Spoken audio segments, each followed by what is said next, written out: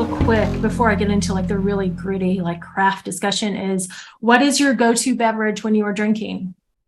No, when you're writing. Oh my gosh. When you're when you're writing, what is your go-to beverage? Well, I'm an insomniac. I'm often writing, usually writing at 2 or 3 in the morning. So my drink when I'm writing is always tea, with a lot of caffeine. I drink water, a lot of water, flat and fizzy, and yeah, it's hot in Texas. Got to stay hydrated. I tend to have typically like 3 or 4 beverages on hand. I have flat water, I have fizzy water, I have a coffee almost always. And if I'm writing at night, I often will have a glass of wine instead of the coffee. All right, now that we all have our beverage of choice ready to go, metaphorically, I do want to ask each of you to talk about your novel's origin story. You know, every story that calls us or that chooses us starts somewhere. And then we have to build the world around that origin story of the novel. So do you want to tell me, each of you, how did your novel begin? Ashley, since your face is right in front of me, you can start. Okay, sure. Yeah. I'll try to answer this relatively succinctly, but there were kind of 2 different phases of its beginnings. And the first phase started, like David lives in Austin now. I used to live in Austin, Texas for 12 years. And it really began with a late night of storytelling among friends. There was wine, we were on a porch. It was kind of one of those nights that stretched into like 2 in the morning, much like one of the early scenes in the novel. And a friend told a story about her childhood growing up in a really unique, the way she described it is middle of nowhere place in Florida. And she told me about some complex relationships between people in the community. Some of them really tragic. I don't want to go too into it because it always feels like it's really not my story to tell. But it sparked something in me. And I actually asked her permission. I said, if you're never going to write this, could I write this story? And she said, yes. And I started writing it. And this is phase 2 of the origin story. I think what happened is something in her story, which had to do with trauma and sexual abuse and the way a community and families deal with that. Something resonated with me on some kind of unconscious level. And for the next 2 years, I spent a lot of time floundering my way through a first and second draft until it occurred to me that there was actually a lot of my own family history that was tapping into, stretching way back through the generations, and the way certain trauma seemed to trickle down. It was actually a pretty revelatory moment for me in my early 30s. I'm 39 now, but back then, still in my early 30s, to kind of realize that a lot of my own issues, more or less, came from a place besides myself, or in addition to myself. And that was when the novel really started to clarify. That was when I had been writing about a middle-aged man until that point. Wow. And Sunshine Turner, who is now the protagonist, was a peripheral character. And then at about 2 years in is when I really started to understand that the story was about her. Yeah. Thank you so much for saying that, because I do think it sometimes takes years for us to find the story that has chosen us. So I appreciate you sharing that. David? Yeah, like Ashley, sort of a sort of forked origin story. The real origins of the novel, Black Cloud Rising. At the center of Black Cloud Rising is this African American regiment during the Civil War. And I was in my 20s. I was living abroad. I was in Paris, and I remember the movie Glory came out. I don't know if y'all have seen it. But Glory was striking to me in any number of ways. But there was a scene in Glory that struck me particularly. So on the one hand, it's the story of this this regiment of Black soldiers raised during the Civil War in Boston. And they have Matthew Broderick, the actor, plays the commander of the regiment, and they go south and they end up engaging, being active in the Civil War. But in one of the early scenes, they're sort of the regiment from Boston is set side by side with this regiment of recently freed slaves who were right off the plantation, led by another abolitionist colonel. And the way that those slaves were depicted just struck me. So on the one hand, here's this story where you have, Denzel Washington and Morgan Freeman and these dignified, noble Black characters. But the other ones were almost minstrel figures. And that just struck me as not right. Like it didn't actually logically make sense. Like they almost couldn't march. So these are slaves who are right off the plantation, work from sun up to sundown, yet they can't manage to march together. And at one point, one of them runs up to his, white colonel, and he's got a musket in his hand. He's like, "Master Colonel, me fire musket." He's speaking almost in dialect, like it's a minstrel show. And so that struck me. So as much as I loved the movie and I thought it was telling a really important story, I was struck that it was also, there was that scene and it was really Matthew Broderick's story. So that was also in the back of my head. I was just beginning to write and I was telling myself, someday, if only I can write a story to sort of speak to those issues. And then fast forward 6 or 7 years, and my first book is Fire on the Beach. It's a North Carolina book. It's not a narrative history. It's nonfiction, but it's about the first all-Black Coast Guard station, Pea Island, out in the Outer Banks. And so I'd spent a lot of time in the Outer Banks, and I'm focused on this. The 200 Coast Guard stations that existed along the coast, there was just the one on Pea Island that was run and staffed by Black men. And the first keeper is Richard Etheridge, who's the protagonist of my novel. And as I was writing about him, I discovered as nonfiction all this stuff about him. But a lot of it I couldn't prove. His master, he is born a slave. His master was probably his father, but I couldn't find the documents to pin it down. And then as I was beginning to write also, he served in the Civil War, and I stumbled upon this self-published book about this fairly, at that time, little-known history where his regiment, it turned out, they were based in Tidewater, Virginia, and they marched back into North Carolina where they had been enslaved and were freeing slaves where they had been. So this little-known incident, I thought, great occasion to sort of revisit the glory story and tell it from the point of view of a Black trooper and revisit sort of that scene, that minstrel scene over the course of a novel. And also explore the mixedness part, because that's really what interests me, the sort of Black-white relations. Kelly? Well, both of those stories were fascinating. It's wonderful, David, when you can go back, I imagine, and correct history a little bit. My journey, and Deanna knows something about this. I'm going to be real about this. I wrote The Girls in the Still House entirely differently the first time I wrote it. Sent it off to this nifty, wonderful New York agent. He read it. He called me. He wanted to represent it, but he said, "I think you need to make one change."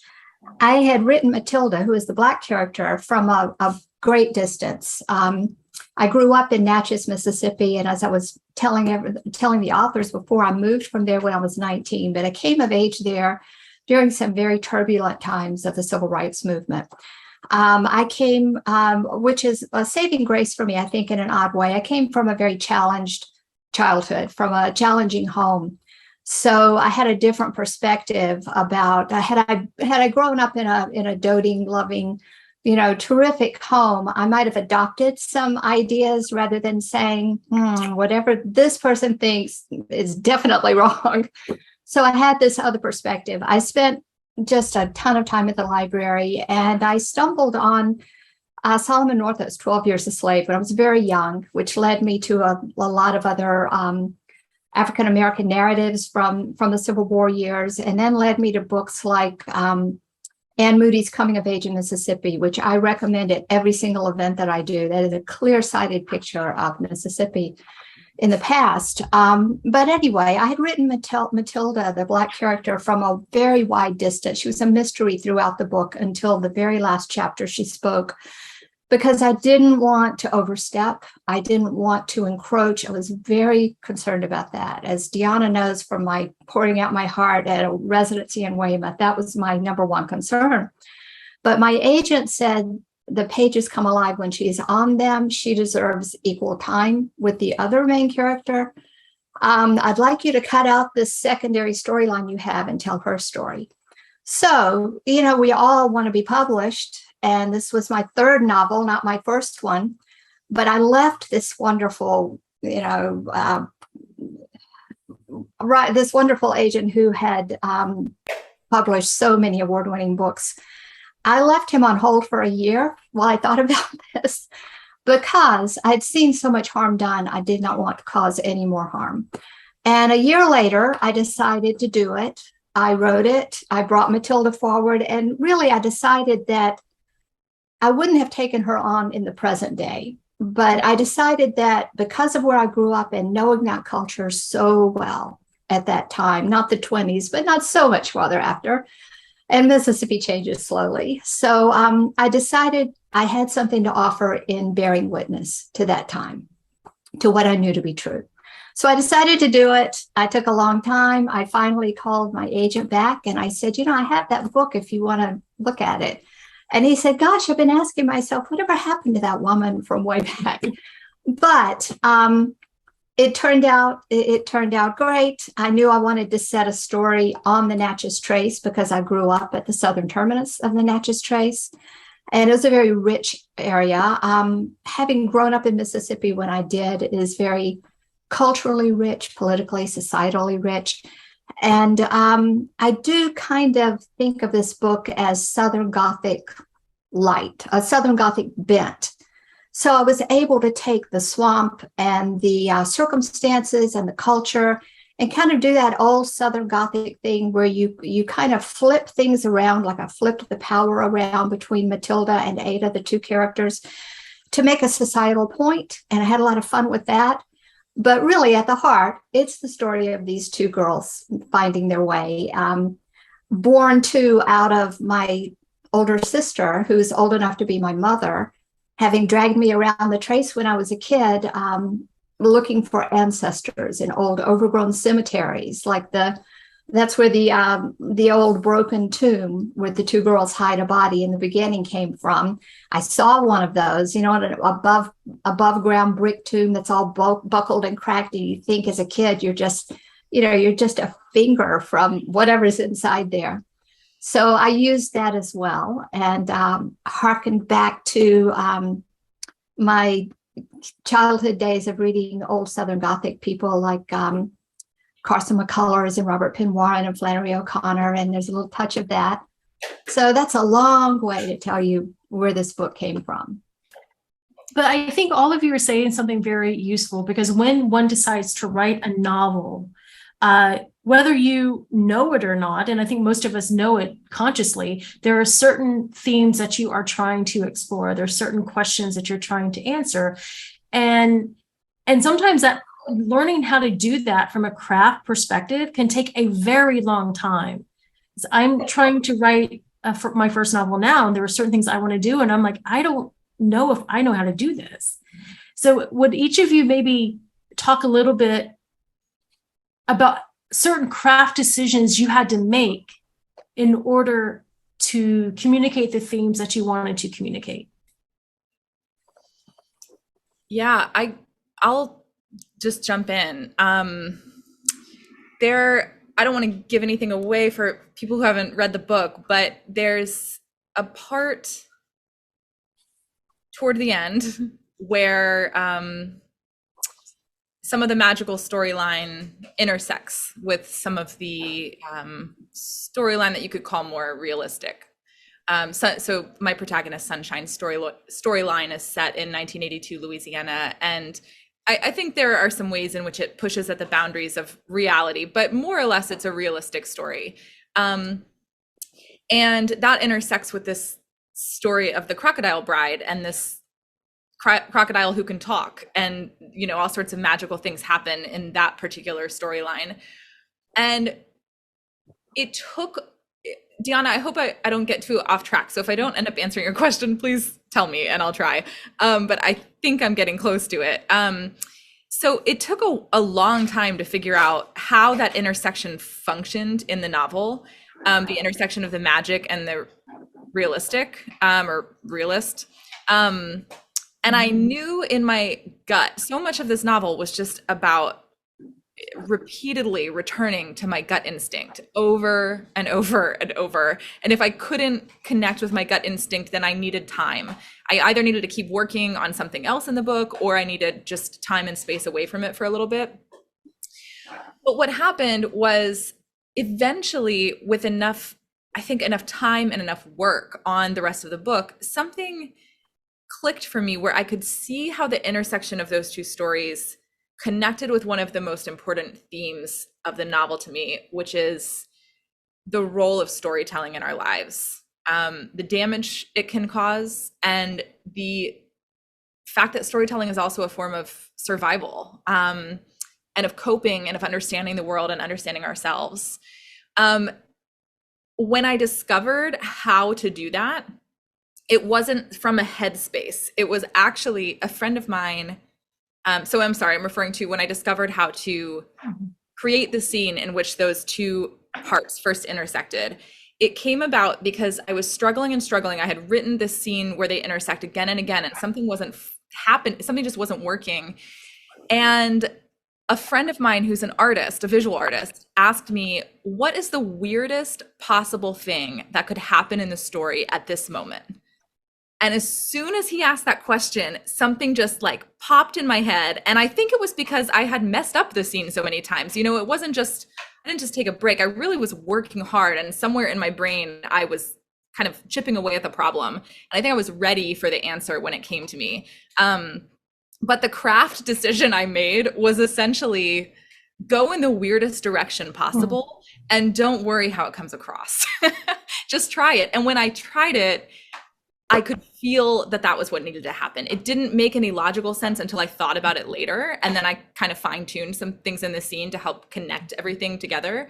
But it came from that something about gut intuition, and then the work of it, and trying new things and messing up again and again, and then just trying something weird and feeling it kind of click into place thematically and emotionally.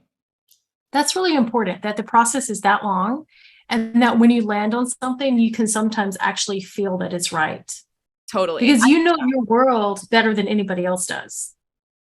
Yeah. Sometimes one sign for me is always, I worry this sounds narcissistic when I say this, but sometimes my writing, my own writing will make me cry, but it's not because like, oh, I'm so moved by how beautiful my writing is. It's like something is happening with the characters that is moving to me. And that's always a good sign. And that scene is one of those examples for me.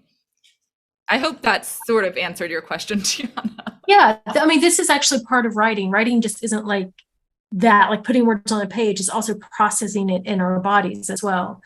David or Kelly, do you want to share a craft problem or a craft challenge around the themes that you wanted to write about? Well, I'll say something just real quickly and give David time to talk. As far as craft decisions, I think the first thing that came to my mind was I used the swamp, a cypress swamp in Mississippi, as the setting. That gave me the perfect analogy for a contrast between the beauty and brutality in the story and in the landscape in that particular place and time. And of course, a bigger analogy of the world today. And of us even, you know, thinking, you know, really deeply here, the brutality and beauty and inside all of us. So that swamp gave me a lush atmosphere. It gave me a great device for doing that. I made some notes here so I wouldn't forget. It also kind of led me to make the choice to have a lush, meandering kind of language, descriptive language, kind of contrasted with a fast-paced, you know, what I hope is a compelling storyline. So there were both of those things going on. So that was a craft decision that I made. So I'll just leave it there. For me, I mean, it sounds like from what both Ashley and Kelly are saying, I'm going to say something similar, which is to say, I mean, a lot of this happens, I think, just in rewriting. You rewrite and rewrite and rewrite. As we write, we encounter problems, and I found that the way that at least and it sounds like Ashley and Kelly also sort of get to the resolution of the problem is through, you know, you write your way through it. For me, I'm not very good with just in the world. like with abstract ideas. My mind just doesn't work that way. I mean, you know, yeah, I teach at the University of Illinois, and I'll be sitting in a meeting, and sometimes my colleagues will start talking about things I have no idea what they're talking about. If it's not really concrete and in front of me, I don't know what we're talking about. And I'm a little bit like that as a writer, which is to say, there are questions that intrigue me about American identity, about race, all this. But not as well, I guess as ideas, but as a writer, the way that I'm trying to get at it is really through character, and then in the way that Kelly was describing, like through the action of the novel. When I first started writing, I tried to be a little bit more experimental and inventive and do these things that I thought in the abstract were interesting. And for me, it was terrible writing. But when I can sort of imagine a character, I think it was Charles Baxter who described his writing as inventing stories he likes and visiting trouble on them. And that's the thing, like this sort of fully complex character, imagining that character as fully as possible, and then finding them in situations that challenge that complexity. And so hopefully then, through the characters and their actions and reactions, hopefully I'm getting at theme in the way that I'd like to. But the thing that Kelly said that's also really important, really important for me, is like pacing and plotting. I find that the older I get, I lose patience with novels that are novels of ideas and this and that and whatever. And I really want to be told a good story. There's a part of me that wants to be entertained. And so I think as a reader, and so I think as a writer, I'm also trying to write a story that hopefully people are just sort of turning the pages. So can I share your graphic, David, right now? Sure. Yeah. If you want to tell us what we're looking at. So it's a thing that I do for myself, and it actually has to do with that last piece I said, and it's for the novel I'm working on now. It's not for Black Cloud Rising. In school, I was taught, in high school to outline. You make an outline, and from that outline, you then begin writing or whatever. And that's actually not an unuseful exercise. I do that sometimes. But what's particularly useful is what I'm doing here, which is to say, when I have a chunk of writing, then I go back and I make an outline, or sometimes it's called a map of what I have. So as concisely as possible, even if it's just a note, being able to sum up sort of, whatever that unit of writing is, like if it's a chapter or part of a chapter, and getting it on the page so that the act of doing it brings me back in, and I start to see the connections, or how it should be connecting and maybe isn't, or how it is connecting. I can also see how things maybe need to move around. So I can, again, because I can't in my head manage abstraction, this is concrete, right? There are little blocks of text that tell me where I am, what character it is, the point of view, whatever it happens to be. And then with this oddly color-coded thing, that the color coding I think is much more random than actually sensical. I can sort of, see the thing that it is I'm trying to do. And I do that with some regularity through the process of writing from beginning to end. Whenever I find myself starting to have the sorts of questions that Ashley was describing, I stop, I go to the beginning, and I make this roadmap.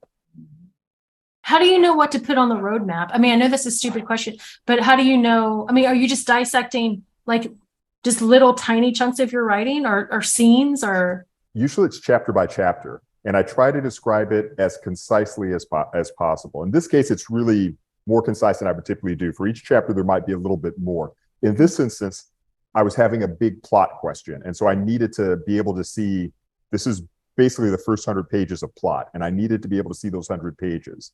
So I, one chapter at a time, and then I go to the next chapter, and the strange sort of color coding starts coming in as I'm starting to go, oh, the reader needs to know this now.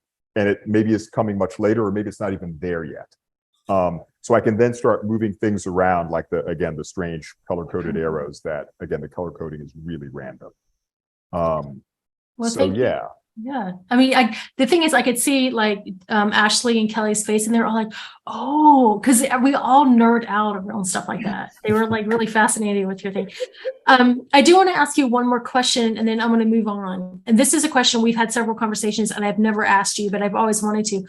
the dialogue in Black Cloud Rising is so specific, and I was so struck by how, to me, it was of the time. And I wanted to ask you, how did you learn to write that, like dialogue like that?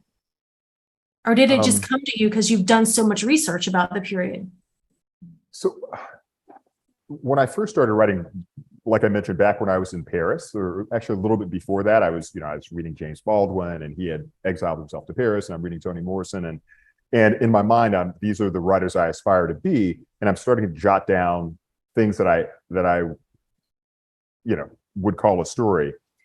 But for as much as was bad on the page, and there was a lot that was really bad on the page, the one thing that I always did more or less well was dialogue. I've always had a little bit of an ear for dialogue.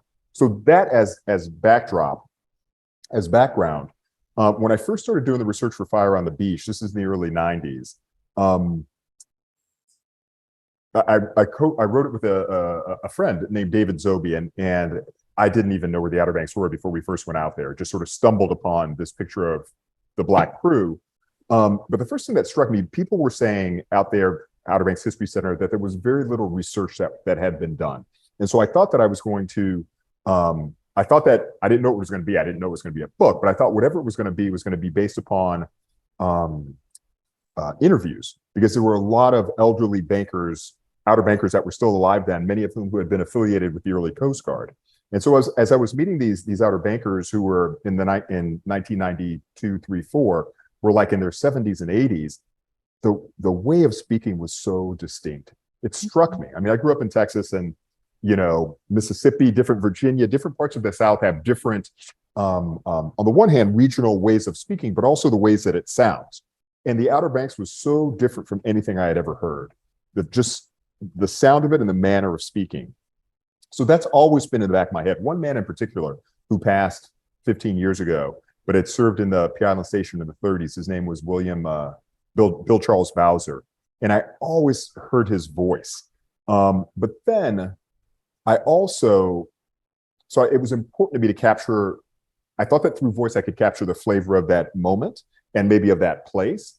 And there wasn't a lot of, I would have loved to have found a diary of Richard Etheridge or letters or whatever. I never did.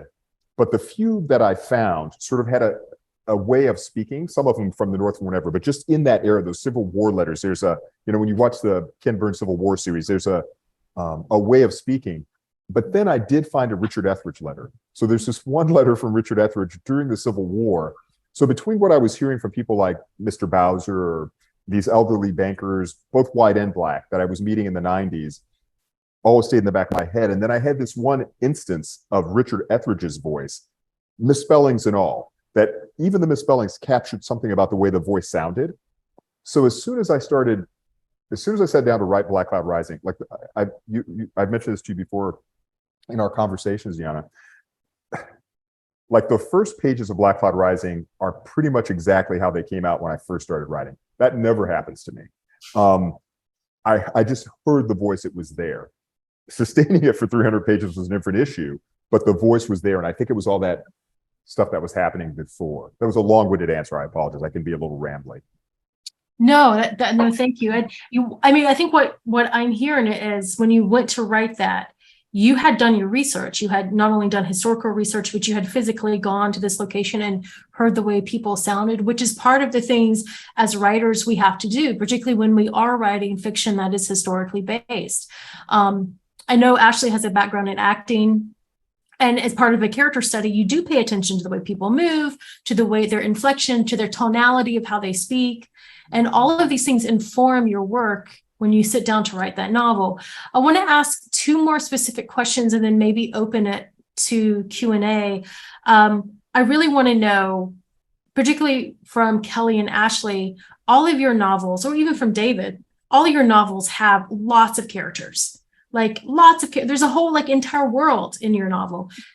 How do you keep track of your characters during the writing process? I'll let Kelly go first because my dog is a little agitated. So I'm going to mute myself for a minute here and listen. My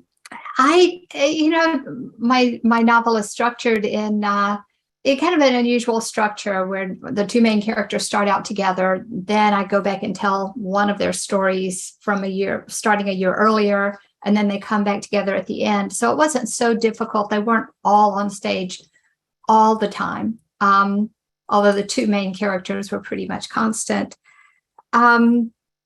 So, not that difficult. What I did have to keep track of was how many people I killed. It was a lot. Because some of those people were just inconvenient to the story at a certain point, but I needed it before. So it was a little shocking for me to keep up with the body count. But don't let that dissuade you, because there's only one major important murder, but people died along the way, as they did in that time. As David was talking and Deanna about dialogue, I did separate them by dialogue, by their manner of speaking.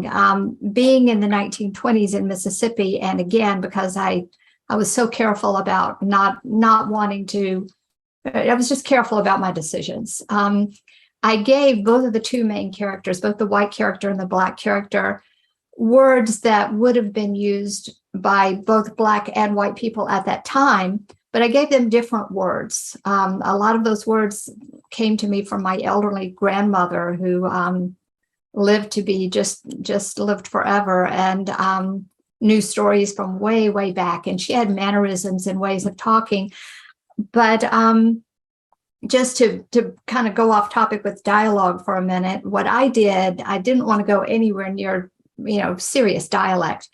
So I gave each character words that were theirs, but I worked really hard to try to portray them in a way and to give hints of dialect with both of them that were different, that left it open for the reader, wherever they came from and whatever their history was, to hear it in the way that they knew was authentic, rather than my imposing something on them.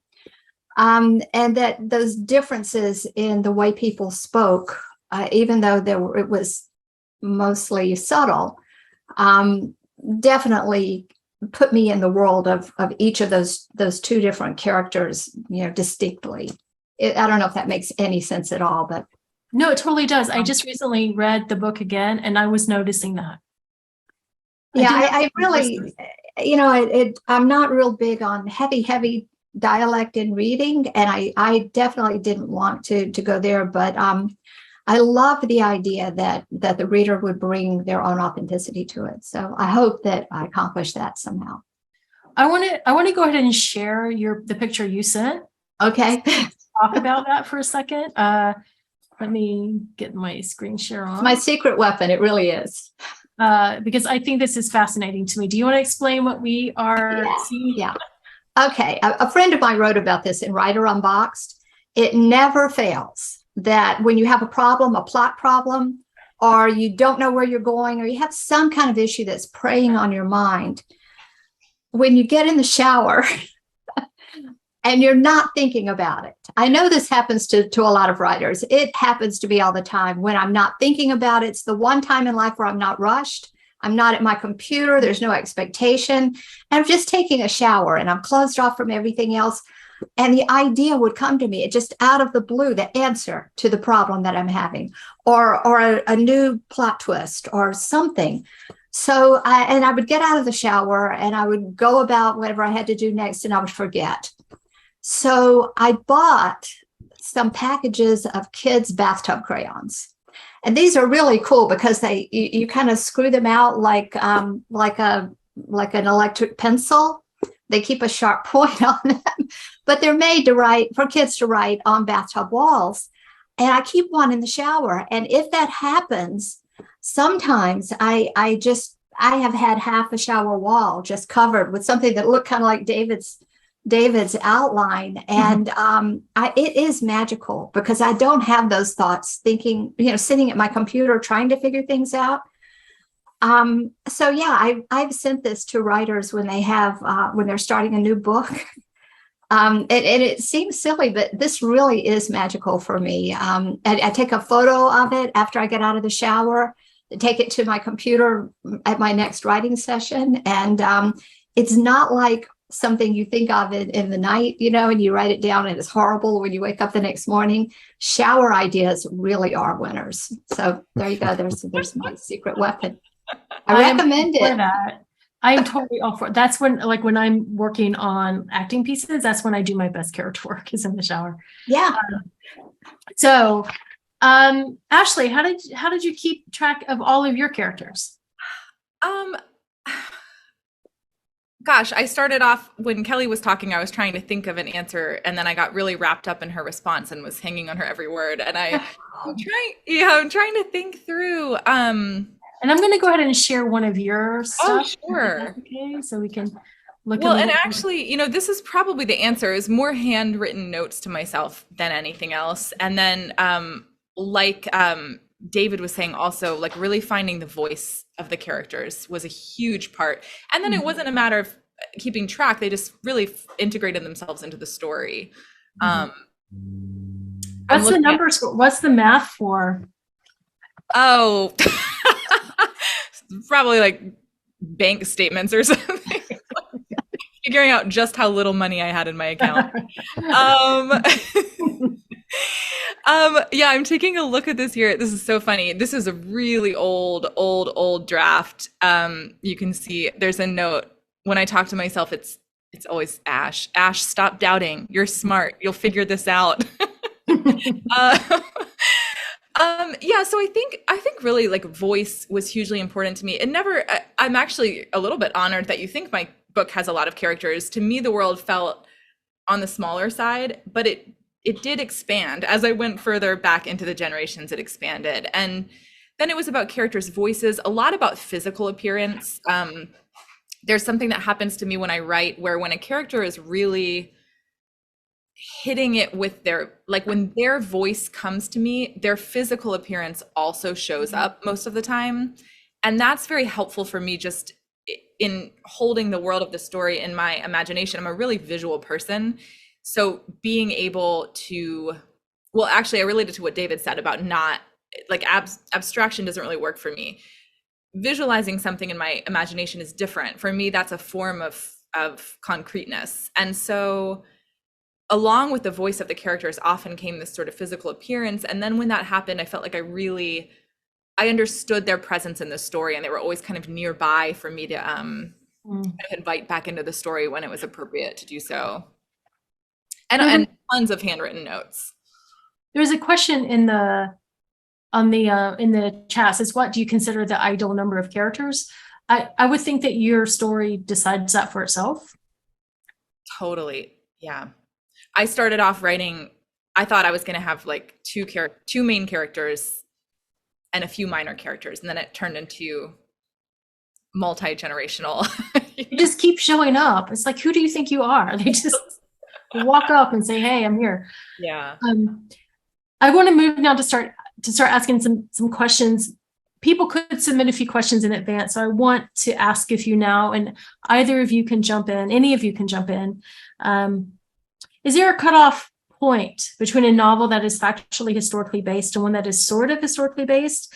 Is one considered a historical, like, what is considered a historical novel and what it isn't? And are any of you writers of another genre? I know, Kelly, your book at one point was even considered a thriller, right?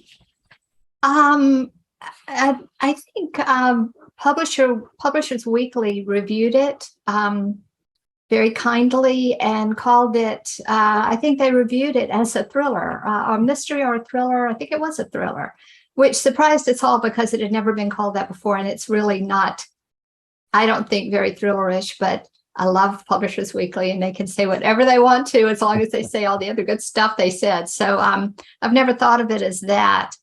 But what was the main question here? Tell me again. The cutoff point between a novel that is right. a historical novel that's factually historically based or one that is sort of historically based. Right. The big cutoff point that I see in the publishing industry, for me, the thing that kind of two camps of historical novels are the novels that are based on a real person and tell a fictionalized story, and the novels that are consider historical fiction only because of the setting, the time period. So I think there's a really broad net cast when it comes to historical fiction, and that's great because it's all wonderful. And I guess we represent both of those camps here. Yeah, David, you had I guess a burden of obligation, representation on you a little bit because you were writing about real people for the most part. Yeah, I really like Kelly's answer because I don't know how to answer that question. Again, I never thought that I was writing historical fiction, although I knew it was set in the past. Yeah. And I feel like the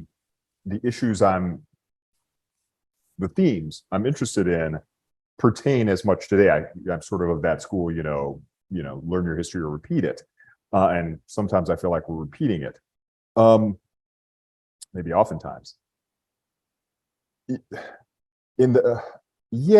mean, you use the word burden, and I think that's the right word at the same time that I'm also like, it is the right word, but I also got really lucky. And I think that maybe, well, I don't know. I was about to say something that I don't know is true. For me, it was just really good luck that the more that I leaned on the research, the more that just incredible incidents arose. Almost every character in Black Cloud Rising was an actual figure. For most of them, I create character in some way. For the main ones, I had a lot of resources to rely upon to imagine their character. So it's not just out of the blue, but secondary characters were actual figures except for one. But even beyond that, Black Cloud Rising, the main arc of the story takes place over 3 weeks, roughly, about a month. And every incident in the novel is something I stumbled upon, an incident that actually happened. So I got really lucky in that regard. So yeah, research was really helpful in that way. A burden, yes, in that I chose, like I had these great instances, and the incidents, whatever the plural is, and I knew that they would help me move the plot along, but also they were just really vivid. Yeah. I'm not sure I answered your question. I'm sorry. You did. You totally did. I mean, you've been with Richard Etheridge for a long time. I think you guys kind of know each other now. So. Yeah, my old buddy.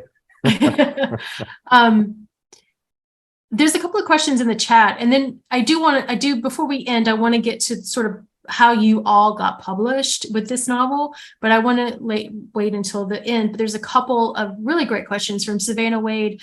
For all three of you, in what ways have you failed and persevered in writing your novels?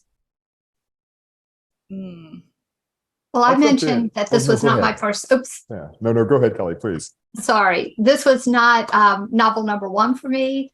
I've written 3 novels. The first one almost sold to Simon & Schuster. Editor called me and a war happened and then it fell through. That never materialized. Second book, the second novel was really stinky and I pulled it back. And then this was the third novel. And then, as I said, it had a couple of iterations. So there's a whole lot of persevering. There's a whole lot of rejection in writing. As all of you know, we've all been through it. I did short stories and freelancing before. There are victories, there are setbacks, and you just have to keep going. And I kept going for a very long time. Yeah. I was going to say almost the exact same thing. I have not all of them novels, but 5 of 7 novel manuscripts in that sort of metaphorical drawer of my computer. 6 of them circulated and just didn't land. Agented by and large and just didn't land. One of them transformed and became something else.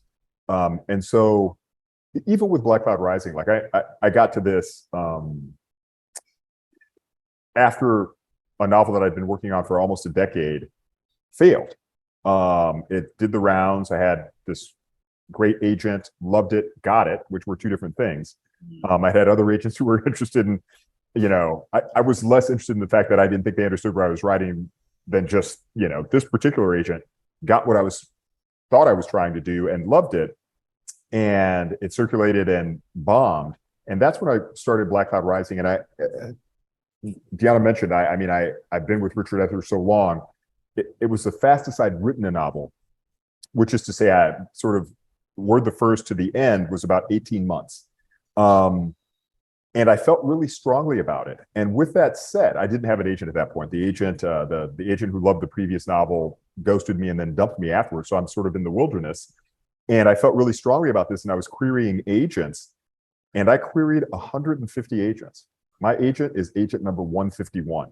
Wow. And I started going, yeah, I'll try about 50. And if it doesn't work, then, the question I was asking myself in my head is, am I a big press writer or a small press writer? I knew I could write, but do I have an audience? Got to 50, but I was getting encouraging responses. So I was like, I'll keep going. And I told myself at 100, it just means this is not going to be agented. Got to 100, kept going. I got to 150, and I was about to just sort of give up and sort of go, I can write, but nobody wants to read it.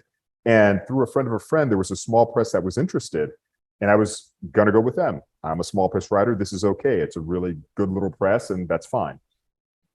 It came undone. It was in the process of production, and it came undone for stupid reasons.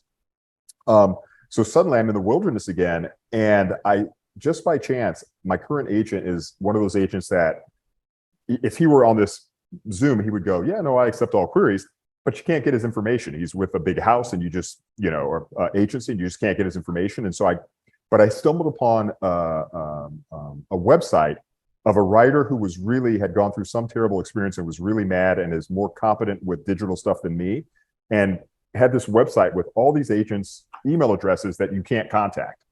And I knew this agent because I'd read interviews with him, and I've always liked him, but I just couldn't query him. And I was like, I'm just going to make something up and query him. And I queried him, and he loved the manuscript, and he placed it. You persevere. And you believe in yourself just in the way that you were describing it, Ashley. When you have doubts, you make the little note, and then you persevere. Mm. Oh, can I jump in? Yeah. Just because I think for anyone who's writing, I think what Kelly and David are saying about perseverance is like the key. And I was rereading this question, like, in what ways have you failed and persevered in writing your debut novels? I got really lucky with this novel. I'm terrified of writing another novel and having it not go anywhere, because I know that happens to a lot of incredibly talented writers. It's happened to good friends of mine who have had successful first novels, and then the second one just kind of disappears into the ether. But for me, so it took between the time that I started the novel, which was in Paris. I had the same romantic notion of going to Paris, and I spent a summer there, and I barely wrote anything. I think I wrote the first paragraph of my novel. I thought I was going to write the whole first draft. I wrote the first paragraph of the novel, and it was kind of the seed of it. It involved sunshine. I later pivoted to focus on a middle-aged man for unknown reasons, and spent 2 years on that, and then circled back to sunshine again.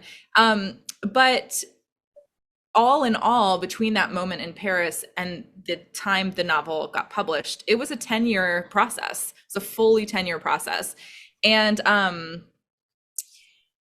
I think the failures along the way weren't so much, they didn't feel like failures so much as just incredible challenges. Like there's one story I tell about that I think is I'm going to try to make it succinct, but I think it's a good example of this perseverance that we're talking about, and what even is inside of that perseverance for me.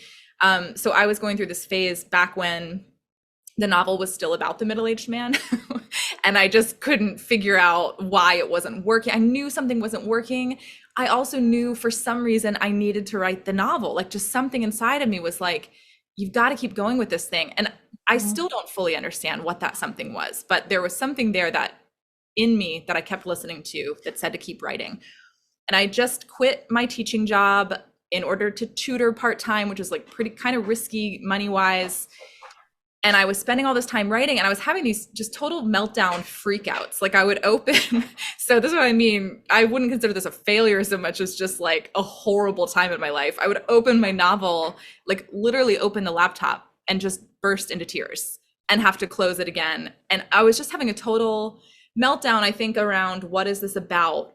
Why am I doing this? I quit my job, and this is, I have no idea if I'm ever even going to have readers. And then if anyone has watched any other talks, you may have seen me talk about this before, but I had this really kind of game-changing moment that I try to come back to again and again for me, which was I was living in Austin and I went to this exhibit at the Blanton Museum called Brain Trash by James Drake. And James Drake had this every day for 3 years. He made at least one drawing a day. That was probably like 16 by 20-ish or so. And the Blanton Museum walls, when I walked into this exhibit, and I had no idea what I was getting into. I went to chaperone for a teacher friend, kind of grouchily so. And then I walk into this, I was like taking time away from my writing. I remember distinctly I was annoyed about it. But I walked into the Blanton Museum and saw every wall covered in, it's over 1,000 drawings. In fact, it might even be, oh, that's Ernie. It might even be close to 2,000. Hey, Ernie, come here, buddy. We've got treats on hand in case this happens. So I walked into the Blanton Museum and those 16 by 20 drawings are all, I'm so sorry. This is ruining my story, Ernie. Everybody, hey, get a treat. Okay, the Blanton Museum walls are covered in these drawings, covered. I mean, like I said, over 1,000. And there was something that happened inside of me in that moment. And I'm not saying I haven't struggled since then. I definitely have. I'm struggling with the post-novel projects. But something happened in that moment when I saw this visual evidence of a daily practice and this stunning beauty that daily practice created. I'm actually getting a little misty-eyed talking about it. It was very moving. And something just clicked and I knew I would write the novel whether or not it got published. It was important to me. And those crying meltdowns, little moments of drama that I was having went away. I stopped experiencing it in the rest of the novel. I encountered a lot of struggles. It wasn't like the next 8 years were just like, I was just happily like, tip-tapping away on my computer. But the panic about it went away and it allowed me to really tune in to what I wanted to say and how I wanted to say it, regardless of audience, because it was a meaningful daily practice. That says so much. It says like when we are writing, no matter how much we've written, there are moments that we are just going to be in the dark. It's just going to be a dark night of the soul, right? But you will come out of it. And the writing is how you get out of it. It's just this trust in the process that the uncertainty is actually where the promise is, right?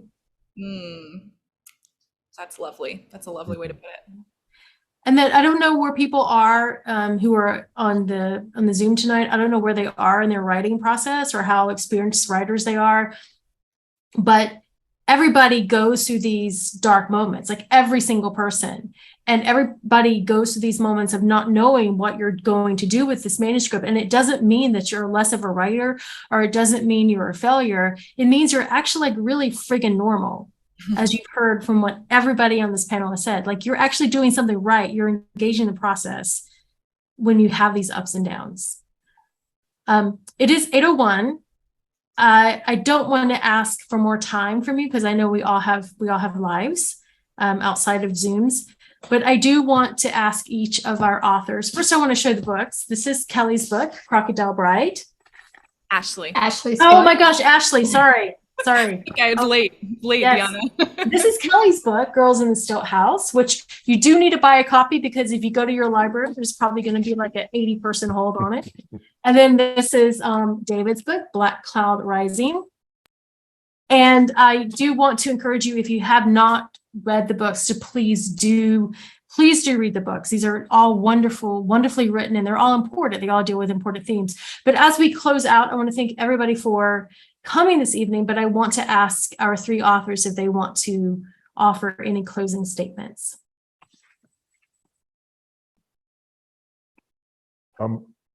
Just thank you all. I really love these sorts of conversations. So it was really Kelly and Ashley, Deanna, thanks for organizing it. Kelly and Ashley, great to meet you all. I look forward to reading y'all's books, and thank you all for signing in and listening to us talk about this a little bit. And I'll just say, wishing you all the best of luck. We've all been wherever you are on your writing journey. We've probably been there, and I just wish you the best.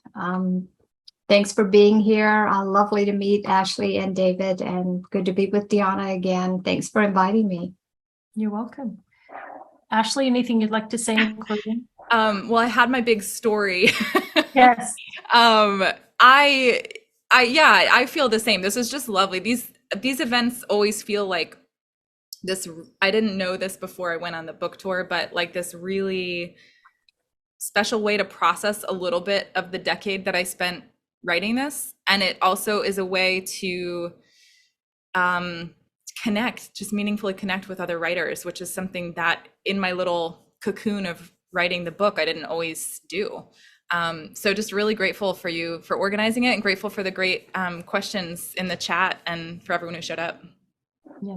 So I'm going to sign off now, but I implore all of you to go out and write. Go out and believe in yourself and make something happen, because you can do it.